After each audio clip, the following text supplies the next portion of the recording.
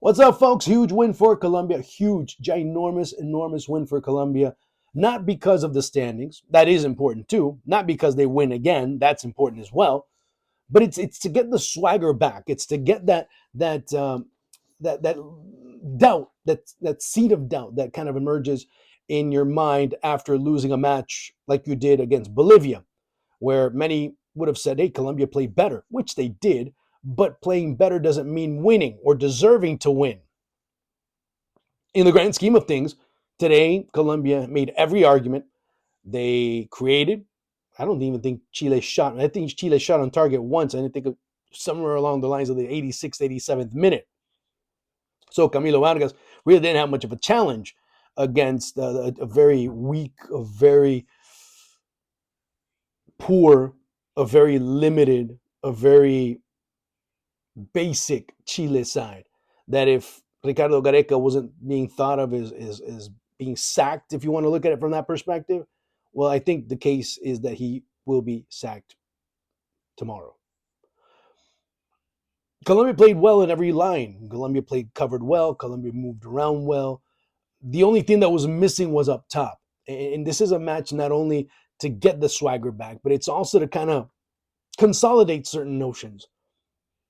As much as it's hard to criticize Nestor Lorenzo at times, it's easy to point out certain things. And there's certain moments where you start saying, well, maybe he's using John Duran too much. Maybe there's a need to look elsewhere for goal scoring options with his frame, what he offers in terms of play, what he offers in terms of wearing down a defense. It's very hard to keep him on the bench. But his scoring, which is the most important thing as a forward, is lacking. And it's not a knock on him, it's just the form that he's going through right now. Now, you put that in contrast to John Jader Duran. Duran's basically gold right now. Everything that he's hitting goes into the back of the net, whether it's for club or for country. Today, it ends up being the case again, as he ends up being the beneficiary of a goal. Three. Now, it's interesting because all four goals have Premier League links to them. Now, I don't want to say it. It's just, I thought it was funny. Davinson Sanchez, who played at Spurs. Lucho Diaz over at Liverpool. Duran over at Aston Villa. And, of course, Sinister over Bournemouth.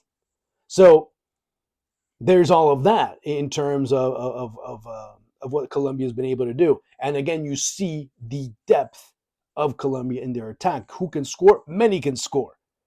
And if options are there, many can come in and step in. And that's where you start looking at this Colombia side as a major threat going into the World Cup. When they do qualify, they will qualify. Or at least one would hope, at least at this point. They'd have to basically lose every single match from here on out for them to not be able to qualify. So that ends up being the issue. The middle of the pitch, everyone was finding the ball. Everyone was looking for spaces. James was looking sharp. Richard Rios played well. Very few players you can say that were underwhelming. Very few. Very few you can actually say that. Because if there's one thing that you start looking at with substitution patterns is, well, obviously with Cordova, he had already gotten his second yellow card, so he won't be able to play against Uruguay. Might as well take him off.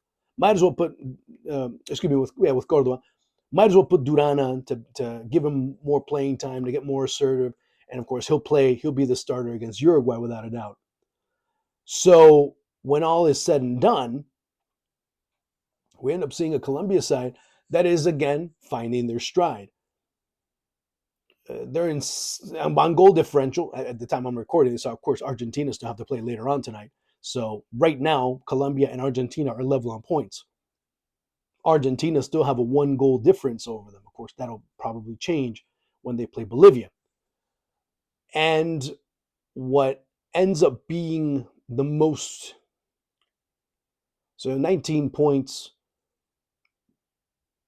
26 should do. Maybe even 24 will do. So Colombia could basically qualify for the World Cup next round, or in November, with still quite a few matches to go in terms of World Cup qualifying. And overall, I mean, there's nothing to really, how should I say, there's nothing to really criticize Colombia over. I mean, Duran and company. Duran came in at the right time. Cordoba was taken out at the right time.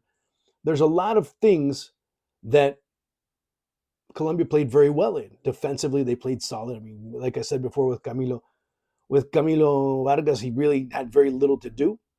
The substitutions were fine, and plus, I mean, let's not kid ourselves. Chile were a poor, poor side. I mean, they're just really bad right now. That's why they're in last place in World Cup qualifying, and they remain in last place after this round.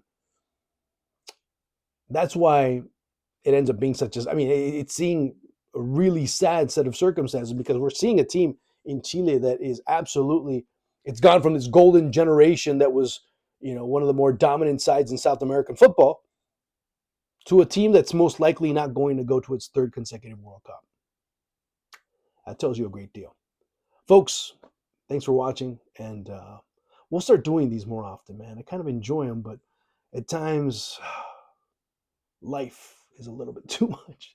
But shouldn't just, even if it's 1 minute, so you know I'm alive, I'll do those videos for you.